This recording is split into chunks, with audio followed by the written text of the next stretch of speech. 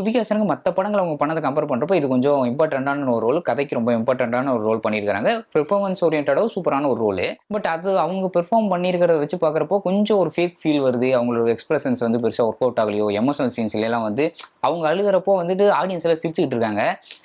Just நான் வந்து கிண்டலுக்காக சொல்லல. பட் இருந்தாலும் இன்னும் கொஞ்சம் கொஞ்சம் எஃபோர்ட் போட்டு இன்னும் கொஞ்சம் ப்ராப்பரா பண்ணியிருக்கலாமோ அப்படிங்கிற மாரி ஒரு ஃபீல் குடுத்துருந்துச்சு. அந்த அழுகையில ஒரு ஃபேக் ஃபீல் வருது. அந்த எக்ஸ்பிரஷன்ல ஒரு ஃபேக் ஃபீல் வருது. இந்த சலார் படத்துல ஸ்ருதிஹாசன் வர சீன் எல்லாமே வந்துட்டு கொஞ்சம் க ஓப்பனா சொன்னா கொஞ்சம் கடுப்பாகுற மாரி இருக்கும். ஏன்னா நல்ல கதை போயிட்டு இருக்கும். ஸ்டாப், ஸ்டாப், ஸ்டாப் அப்படின்னு அவங்க பண்ணுவாங்க. அதெல்லாம் வந்து கொஞ்சம் ஓவர் ஆக்டிங் ஃபீல் குடுக்கும். அதுதான் இங்கேயும் கொஞ்சம் இருக்குது. இதுல கொஞ்சம் ஓகே. ஓவர் ஆக்டிங்கே கொஞ்சம் 50% மட்டும் இருந்தா எப்படி இருக்கும் அந்த மாரி இருந்துச்சு. அப்படி ஆப்போசிட்ல ஒரு கேரக்டர் ரோல் வந்தவங்க வந்து இந்த ஏஜென்டினா மாரி பயங்கரமா ஒரு ஆக்ஷன் சீன் அவங்களுக்கு வருது. அவங்களோட பெர்ஃபார்மன்ஸ் திடீர்னு எமோஷனல் சீன்ல பயங்கரமா பண்ணிட்டு இருக்காங்க. லவ் சீன்ல சூப்பரா பண்ணிட்டு இருக்காங்க. இன்னசென்ட்டா நடிக்கிறாங்க. திடீர்னு பார்த்தவங்கன்னா அப்படியே அந்நியன் மாரி பயங்கரமா ஆக்ஷன் சீன்லாம் பண்றாங்க. அப்படியே மாத்திக்கிட்டே இருக்காங்க. அந்த பெர்ஃபார்மன்ஸ் அத்தனையுமே சூப்பரா இருக்கு. ஈவன்